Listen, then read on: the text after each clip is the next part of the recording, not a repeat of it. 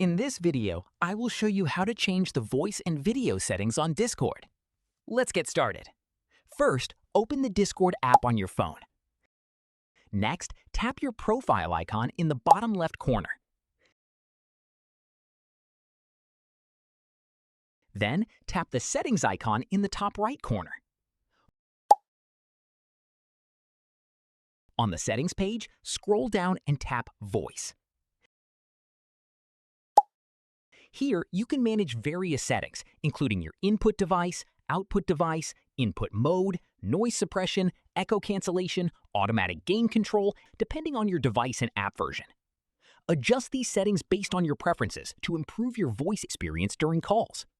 Once you've finished making your changes, simply go back. Your settings will be saved automatically.